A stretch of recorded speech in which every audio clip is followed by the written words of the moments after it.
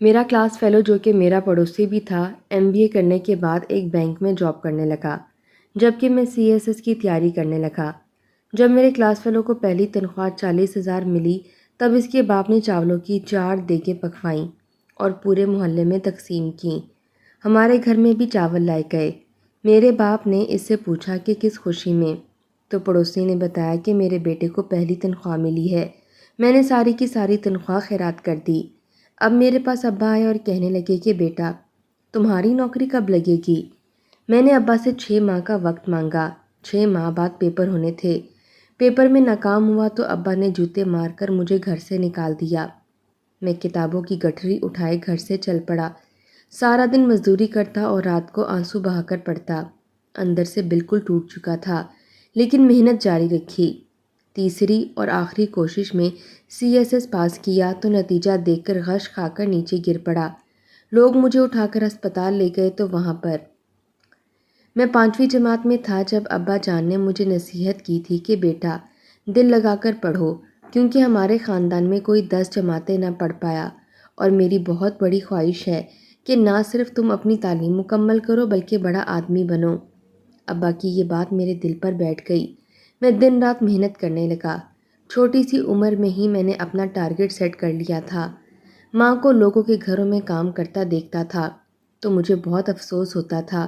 صبح سے لے کر شام تک ماں لوگوں کے گھروں کی صفائی کرتی، ایک گھر سے صفائی کر کے دوسرے گھر کے اندر داخل ہو جاتی اور پھر تھک ہار کر شام کو گھر واپس آتی۔ صرف یہی نہیں، جب وہ واپس آتی تو ابا اس سے جھگڑا شروع کر دیتے۔ بچپن سے میں یہی دیکھتا چلا آ رہا تھا۔ ابا کسی صورت ماں سے خوش نہیں تھے، حالانکہ میری ماں بہت کوشش کرتی۔ میری پڑھائی کی خاطر لوگوں کے گھروں میں کام کرنا آسان معاملہ نہیں تھا۔ اس کے علاوہ گھر بھی سنبھال رہی تھیں، مگر ان تمام باتوں کے باوجود ابا اسے ڈانٹتے تھے اور کبھی کبھی تو ہمارے سامنے ہی ماں کو مارنا شروع کر دیتے تھے۔ مجھے آج تک یاد ہے، جب میٹرک کے ایگزامز تھے، میں گھر کی چھت پر بیٹھا ایگزام کی تیاری میں مصروف تھا۔ نیچے ماں کے چیخنے کی آوازیں آئیں۔ میں بھاگتا ہوا نیچے آیا، دیکھا تو ماں کو ابا بری طرح سے مار رہے تھے۔ میں ابا کے سامنے آیا، ہاتھ جوڑ کر معافی مانگ کر کہا کہ خدارا ماں کو مت مارو، وہ بیمار ہیں اور کل سے میرے پیپر سٹارٹ ہیں، میں پڑھائی نہیں کر پاؤں گا۔ تب ابا نے مجھے سبق دیا تھا کہ پڑھ لکھ کر بڑا آدمی بننا ہے۔ اس وقت ابا نے مجھے تھپڑ مارا اور کہا یہاں سے دفع ہو جاؤ۔ میں واپس چھت پر چلا گیا، روتا رہا۔ دل میں یہی سوچ رہا تھا کہ میں نے بھی کیا قسمت پائی ہے جس کو پڑھائی کرنے کے لیے اچھا ماحول نہیں مل رہا۔ ان حالات میں نہ صرف میں نے میٹرک کا ایگزام پاس کیا بلکہ اعلیٰ نمبر بھی حاصل کیے، مگر ابا کو میری اس کامیابی سے کوئی فرق نہیں پڑ رہا تھا۔ میں حیران تھا کہ جو باپ بچپن میں مجھے تعلیم میں دلچسپی لینے کا کہتا، مجھے نصیحت کرتا، اب وہ میری تعلیم سے اتنا بے نیاز کیوں ہے؟ بظاہر تو ایسی کوئی پریشانی نہیں تھی، بلکہ الٹا ماں کو ہی مارتا تھا اور کبھی کبھی مجھے ایسا لگتا تھا کہ ماں کی سرد آہ کی وجہ سے ابا کا سکون چلا گیا ہے۔ میرا کالج میں ایڈمیشن ہوا۔ کلاس میں ہی بیٹھا تھا جب میرا دوست مجھے بھاگتا ہوا بتانے آیا کہ تمہاری ماں کا انتقال ہو چکا ہے۔ مجھے ایسا محسوس ہوا کہ سر پر آسمان ٹوٹ پڑا۔ میں نے ننگے پیر بھاگنا شروع کیا۔ محلے کے لوگ ہمارے گھر میں جمع تھے۔ عورتوں کی رونے کی آوازیں آ رہی تھیں، لیکن سب سے زیادہ آواز ابا کی تھی۔ وہ کہہ رہا تھا کہ میں برباد ہو گیا، میری بیوی مجھے چھوڑ کر چلی گئی۔ ابا محلے والوں کو بتا رہے تھے کہ ماں چھت پر کپڑے سکھانے گئی اور واپس پاؤں پھسلا تو نیچے گری اور سر پر شدید چوٹ لگی، جس کی وجہ سے ان کی وفات ہوئی۔ ماں کا اچانک مجھ سے دور ہو جانا میرے لیے ایک حادثہ تھا۔ کئی مہینے تک میں کالج نہ جا سکا کیونکہ اب پڑھائی میں دل نہیں لگتا تھا۔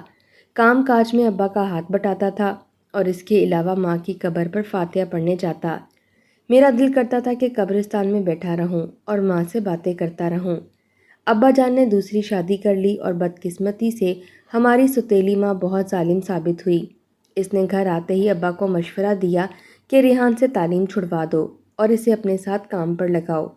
آپ ورکشاپ پر اکیلے ہوتے ہیں، تھوڑا بہت یہ کام سیکھ لے گا تو آپ کے کام آ جائے گا۔ لیکن ابا نے اسے یہی کہا کہ ریحان پڑھائی میں کافی تیز ہے، کل کو اگر اس کی نوکری لگ گئی تو فائدہ میرا ہی ہے۔ ابا اس انتظار میں تھا کہ 23 سال بعد جیسے ہی یہ اپنی تعلیم مکمل کرے گا تو اچھی جاب مل جائے گی، مگر بی اے کے ایگزامز کے بعد ہی میں نے پڑھائی کے ساتھ ساتھ CSS کی تیاری شروع کر دی۔ آفیسر بننا میرا ایک سپنا تھا اور میں اس خواب کی تکمیل چاہتا تھا۔ دن رات محنت کر رہا تھا، لیکن کبھی کسی سے یہ بات شیئر نہ کی کہ میں خاموش محنت کر رہا تھا۔ لوگ یہی سمجھ رہے تھے کہ میں اپنے کورس کی کتابیں پڑھ رہا ہوں، حالانکہ کورس کے ساتھ ساتھ میں مقابلے کے امتحان کی بھی تیاری کر رہا تھا۔ مقابلے کے امتحان میں پہلی بار اپلائی کیا تو ناکام ہوا، کامیابی نہ مل سکی، لیکن کافی تجربہ حاصل ہوا اور مجھے اس بات کا اندازہ ہو گیا کہ کس فیلڈ میں کمزور ہوں اور مجھے کامیاب ہونے کے لیے کیا کرنا چاہیے۔ میرا دوست جو میرا پڑوسی بھی تھا وہ بھی میرے ساتھ پڑھ رہا تھا۔ میرے دوست شامل کی تعلیم مکمل ہوئی تو شامل نے مختلف بینکس میں اپلائی کیا۔ شروع میں مجھے بھی اس نے مشورہ دیا کیونکہ 6 ماہ ابھی امتحان میں رہتے تھے، لہٰذا میں اپنی تیاری مکمل کرنا چاہتا تھا۔ میں نے جاب کے لیے بالکل اپلائی نہ کیا۔ شامل کی ایک بینک میں کیشیئر کی جاب لگ گئی تھی۔ شامل کا باپ اپنے بیٹے کی نوکری پر بہت خوش تھا کیونکہ اسے بھی نوکری کی ضرورت تھی۔ جب اس نے پہلی تنخواہ حاصل کی تب شامل کے باپ نے ساری کی ساری تنخواہ خیرات کی اور چاولوں کی 4 بڑی سی دیگیں بانٹیں۔ شامل کا چھوٹا بھائی چاول لے کر ہمارے گھر آیا تو ابا نے کہا کہ بیٹا کس خوشی میں چاول بانٹ رہے ہو؟ اس نے بتایا کہ میرے بڑے بھائی کی جاب لگی ہے اور اب اسے پہلی تنخواہ ملی ہے، اس خوشی میں محلے میں چاول تقسیم کر رہا ہوں۔ یہ سن کر ابا کا منہ بن گیا۔ وہ میرے پاس آئے اور اس وقت میں پڑھائی میں مصروف تھا۔ ابا جان مجھ سے کہنے لگے کہ بیٹا شامل بھی تو تمہارا کلاس فیلو تھا، اس کی نوکری بھی لگ چکی ہے۔ حالانکہ اس کے باپ نے مجھے بتایا نہیں تھا، لیکن اب اسے اپنے بیٹے کی پہلی تنخواہ ملی ہے تو اس نے خیرات کی۔ تم کب نوکری کرو گے؟ میں نے ابا سے کہا، ابا جان مجھ پر بھروسہ رکھیں، 6 ماہ کا مجھے وقت دیں، میرا امتحان ہے، میں ایک بڑا افسر بننے جا رہا ہوں اور اس بات کے کافی چانسز ہیں، بس آپ مجھے 6 ماہ کا وقت دے دیں۔ ابا نے کہا کہ ٹھیک ہے، میں تمہیں 6 ماہ کا وقت دیتا ہوں، لیکن اس سے زیادہ میں تمہیں مہلت نہیں دوں گا۔ میں نے ابا کا شکریہ ادا کیا، دن رات پڑھنے لگا۔ میرا یہ جو دوسرا چانس تھا اور تیاری بہت اچھی تھی۔ اس کے بعد دوسری بار پیپر ہوا، تحریری امتحان میں کامیاب ہو گیا، لیکن انٹرویو کلیئر نہ کر پایا۔ تحریری امتحان پاس کرنا میرے لیے بہت بڑی بات تھی۔ میرے کئی استادوں نے میری حوصلہ افزائی کی اور کہا کہ اگر تم نے اسی طرح محنت جاری رکھی تو تیسری کوشش میں ضرور کامیاب ہو جاؤ گے۔ انہوں نے ان حالات میں مجھے بہت سپورٹ کیا اور کہا کہ اگر 1 سال مزید لگا لو تو تمہارا انٹرویو کلیئر ہو جائے گا۔ میں بھی یہی سمجھتا تھا کہ اگر مجھے مزید ایک موقع دیا جائے تو میں اس بار ضرور کامیاب ہو جاؤں گا، لیکن مجھے پریشانی ابا کے بارے میں تھی کیونکہ ابا میری جاب کے لیے بےتاب تھے۔ اسی دوران ابا کی ملاقات شامل سے ہوئی۔ وہ بائک پر بینک سے واپس آ رہا تھا۔ ابا نے ہاتھ لہرا کر لفٹ مانگی۔ سفر کے دوران شامل نے ابا کو ایک بات بتائی جس کی وجہ سے ابا کا پارا ہائی ہو گیا۔ شامل نے ابا سے پوچھا کہ آپ کا بیٹا جاب کیوں نہیں کر رہا؟ ابا نے اسے جواب دیا کہ بیٹا وہ کسی امتحان کی تیاری میں مصروف ہے اور کہہ رہا ہے کہ بڑا آدمی بنے گا، وہ افسر بننے کی تیاری کر رہا ہے۔ شامل نے حسد میں آ کر ابا سے کہا کہ آپ کا بیٹا بہت بڑی غلطی کر رہا ہے، وہ آپ کو بیوقوف بنا رہا ہے۔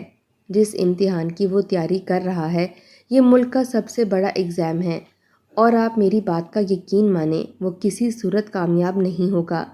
یہ پہلی نہیں بلکہ دوسری بار امتحان دے رہا ہے اور ابھی تک کامیاب نہیں ہوا۔ اور اس کے علاوہ ابا کو یہ بھی بتایا کہ جب میں نے جاب کے لیے اپلائی کیا تھا تب میں نے ریحان سے کہا تھا کہ تم بھی اپلائی کرو، تم غریب گھر کے لڑکے ہو، 4 پیسے گھر آ جائیں گے تو تمہارے گھر کے حالات بدل جائیں گے، مگر اس کے باوجود آپ کے بیٹے نے جاب کے لیے اپلائی نہیں کیا تھا اور کہنے لگا کہ یہ چھوٹی موٹی جاب میں نہیں کرنے والا بلکہ میں تو بڑا افسر بننا چاہتا ہوں۔ انکل اب آپ خود ہی بتائیں، اس ملک میں بڑا افسر بننا کوئی آسان کام ہے؟ ہر طرف رشوت کا بازار گرم ہے، بغیر پیسے تو کوئی بھی بڑی پوسٹ حاصل نہیں کر سکتا۔ میں نے یہ بات ریحان کو بتائی تھی لیکن اس پر میری کسی بات کا اثر نہیں ہوا۔ ابا اس کی باتیں بڑی خاموشی سے سن رہے تھے۔ شامل کہنے لگا، انکل آپ برا نہ مانیں تو حقیقت یہ ہے کہ ریحان کو آپ کا احساس نہیں، اس لیے وہ جاب نہیں کرنا چاہتا۔ آپ سارا دن ورک شاپ پر کام کرتے ہیں مگر اسے اس بات کا بالکل احساس نہیں کہ اس کا باپ گرمی میں اتنا کام کرتا ہے۔ شامل نے ابا کو بھڑکا دیا۔ دراصل اسے معلوم ہو چکا تھا کہ دوسری اٹیمپٹ میں نے تحریری امتحان پاس کر لیا تھا۔ اور اسے اس بات کا یقین ہو چکا تھا کہ اگر ایسے ہی میں مسلسل محنت کرتا رہا تو تیسری کوشش میں ضرور کامیاب ہو جاؤں گا۔ ابا جان جب گھر آئے تو آگ بگولا تھے، وہ میرا انتظار کرنے لگے۔ میں اس وقت لائبریری میں تھا، لگاتار محنت کرنا نہ چھوڑا۔ جب شام کو گھر آیا تو ابا میرا انتظار کر رہے تھے۔ مجھ سے کہنے لگے کہ بڑے آدمی یہ بتاؤ تمہارا امتحان کا کیا بنا؟ میں نے کہا ابا ایک قدم آگے بڑھ چکا ہوں، میں تحریری امتحان میں کامیاب ہو چکا ہوں، لیکن انٹرویو پاس نہ ہو پایا۔ بس پھر کیا تھا؟ اس پر ابا کو بہت غصہ آیا۔ میں نے ابا سے کہا کہ میں چھوٹی موٹی جاب کر لوں گا، ساتھ ساتھ تیاری بھی جاری رکھوں گا، مگر ابا نے نہ آؤ دیکھا نہ تاؤ دیکھا، ڈنڈوں سے مجھے مارنا شروع کر دیا۔ ابا کی آواز سن کر محلہ اکٹھا ہو گیا۔ پورا محلہ ہمارے گھر کا تماشا دیکھ رہا تھا۔ میری سوتیلی ماں میرے باپ کو اکسا رہی تھی کہ اسے مارو، یہ ہڈ حرام جان بوجھ کر نوکری نہیں کرتا۔ محلے کے کچھ بزرگ ابا کے پاس آئے کہ جوان اولاد پر ہاتھ نہیں اٹھاتے، مگر ابا کسی کی نہیں سن رہے تھے۔ وہ مسلسل مجھے مار رہے تھے۔ جب مار مار کر تھک گئے پھر مجھے گھسیٹ کر گھر سے باہر دھکا دے کر گلی میں پھینک دیا اور کہا دفع ہو، دوبارہ میرے گھر میں مجھے شکل مت دکھانا۔ میں تمہاری تعلیم مکمل ہونے کا انتظار کرتا رہا، تم نوکری کرو گے، لیکن تم نے تو ہمیں بے وقوف بنایا۔ تم جیسا گھٹیا ذلیل انسان کبھی افسر نہیں بن سکتا۔ کتنا خوش نصیب ہے شامل اور اس کا باپ، کاش میرا بیٹا شامل کی طرح ہوتا، مگر تم ہڈ حرام ہو۔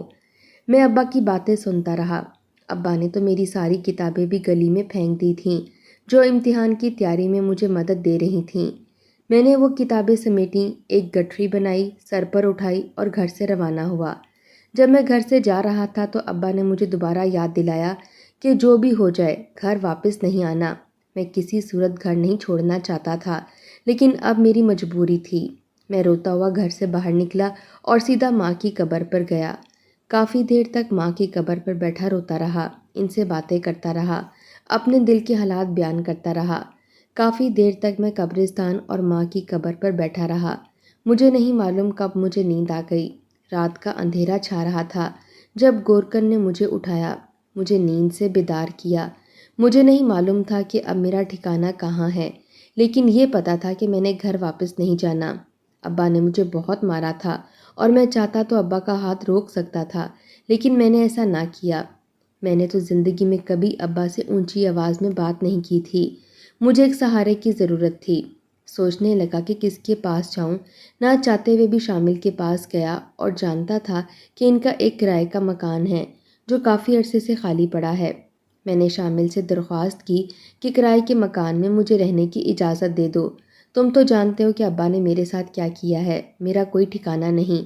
تم میرے بچپن کے دوست ہو اور مشکل کی اس گھڑی سے مجھے امید ہے کہ تم میرا ساتھ دو گے۔ شامل نے کہا کہ ابا سے پوچھ کر میں تمہیں بتاتا ہوں، کیونکہ ابا کی اجازت کے بغیر تو میں تمہیں اس مکان میں ٹھہرنے کی اجازت نہیں دے سکتا، کیونکہ ابا مجھ سے ناراض ہو جائیں گے۔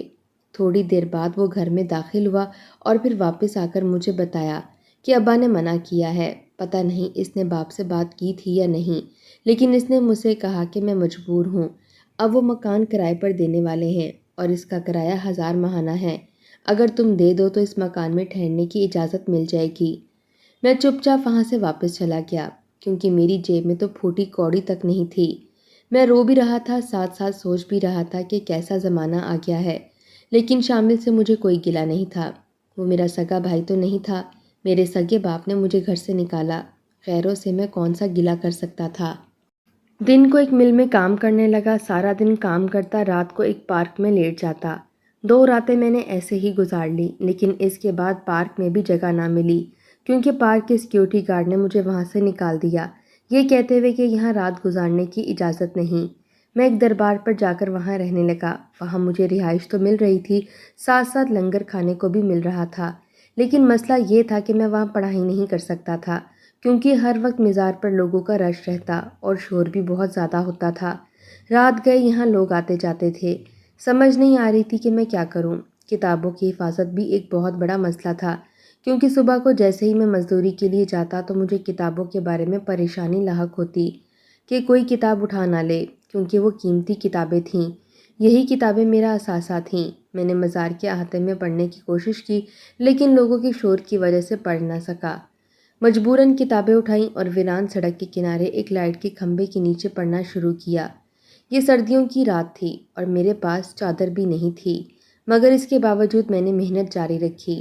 میں نہیں جانتا تھا کہ میں اپنی آخری کوشش میں کامیاب ہو جاؤں گا یا نہیں، لیکن اپنی آخری کوشش کرنا چاہتا تھا تاکہ بعد میں مجھے اس بات کا افسوس نہ ہو کہ منزل قریب تھی لیکن میں ٹھیک سے پڑھ نہ پایا۔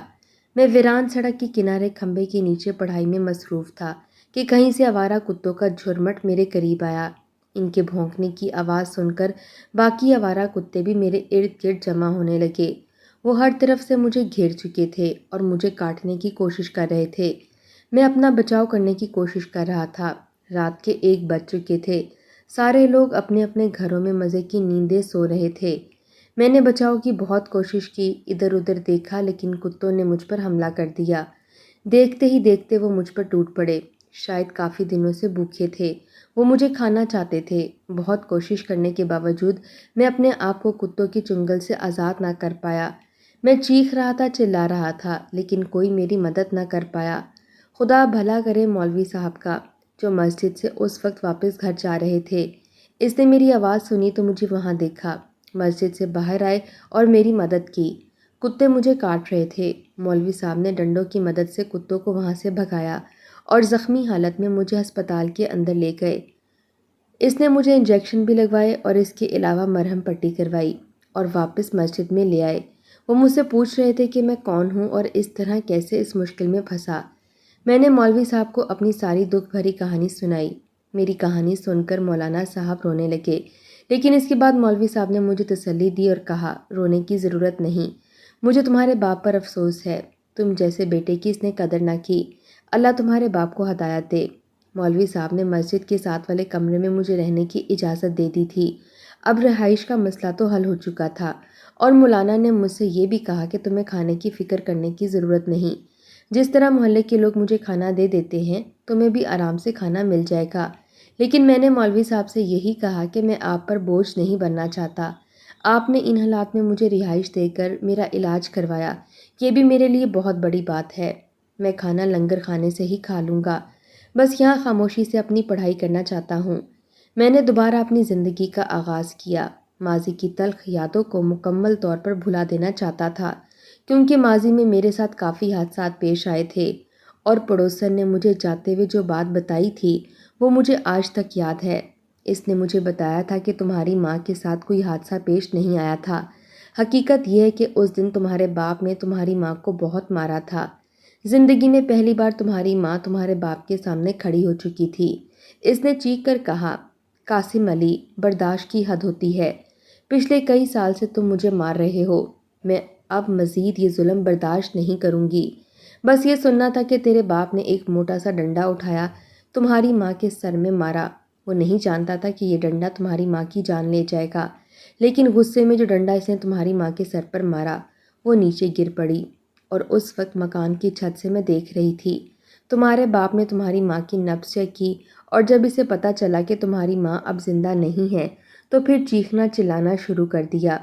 میری بیوی اس دنیا سے جا چکی ہے، میں تنہا رہ چکا ہوں، اس طرح کے بین کرنے لگا۔ جس طرح اس نے میری ماں کی جان لی، یہ میں برداشت نہیں کر سکتا تھا، اور اسی دن مجھے ابا سے نفرت ہو چکی تھی۔ کئی ایسی باتیں تھیں جو مجھے سخت محنت کرنے پر اکسا رہی تھیں۔ دوستوں کی بے وفائیاں میرے سامنے آ رہی تھیں، اور وہ رشتہ دار جن کے دروازے پر میں گیا تھا کتابوں کی گٹھری اٹھا کر تاکہ وہ میری مدد کریں، لیکن انہوں نے بھی میری کوئی مدد نہ کی۔ جب بھی پڑھائی کے دوران مجھے نیند آتی تھی تو میں انہی باتوں کو یاد کر کے بیدار ہو جاتا تھا کہ کس طرح رشتہ داروں نے اس مشکل وقت میں مجھے تنہا چھوڑ دیا۔ تمام دوستوں نے میرا ساتھ چھوڑ دیا، شامل جس کو میں اپنا چھوٹا بھائی سمجھتا تھا۔ مشکل کی اس گھڑی میں اس نے بھی مجھے رہائش نہ دی۔ یہ باتیں مجھے سخت محنت کرنے پر اکساتی تھیں۔ مولوی صاحب کو دل سے دعائیں دے رہا تھا۔ مولوی صاحب بھی میری کامیابی کے لیے دعا کر رہے تھے۔ میری محنت رنگ لائی اور اس بار تحریری امتحان کے ساتھ میرا انٹرویو بھی کلیئر ہو گیا اور میں کامیاب ہوا۔ مجھے ابھی تک یاد ہے، اپنا رزلٹ دیکھ کر میں غش کھا کر نیچے گر پڑا تھا اور مولوی صاحب نے مجھے سنبھالا تھا۔ میں ایس پی کی پوسٹ پر تعینات ہوا، وہ بھی اپنے ضلع میں۔ مولوی صاحب کی بیٹی سے میرا نکاح ہوا، اور سب سے پہلا کیس جو میرے سامنے آیا وہ ایک ایسی عورت کا تھا جو قید میں تھی۔ غور سے دیکھا تو وہ میری سوتیلی ماں تھی جس نے میرے باپ کو قتل کر دیا تھا۔ مجھے بتایا گیا تھا کہ اس عورت کے اجنبی مردوں کے ساتھ ناجائز تعلقات تھے۔ شوہر کو اس کے تعلقات کے بارے میں پتہ چلا تو میرے باپ نے اسے روکا، مگر اس نے اپنے شوہر کو ہی اپنے راستے سے ہٹانے کا فیصلہ کیا۔ میں نے اپنے اسٹاف کے کسی شخص کو یہ نہیں بتایا تھا کہ یہ عورت میری سوتیلی ماں ہے اور جس آدمی کو اس نے مارا ہے وہ میرا سگا باپ ہے۔ اس دن مجھے ابا کے انجام پر بہت افسوس ہوا تھا۔ میں بہت رویا تھا کہ کاش ابا مجھے سمجھنے کی کوشش کرتے، کچھ دن مزید صبر کر لیتے۔ میں اس گھر کی خاطر محنت کر رہا تھا جس خاندان کا کوئی بچہ میٹرک تک نہ پڑھ سکا۔ اسی خاندان میں آفیسر بن کر اس خاندان کا نام روشن کرنا چاہتا تھا، مگر افسوس کہ ابا نے میرا ساتھ نہ دیا اور غیروں کی باتوں میں آ کر مجھے گھر سے نکال دیا۔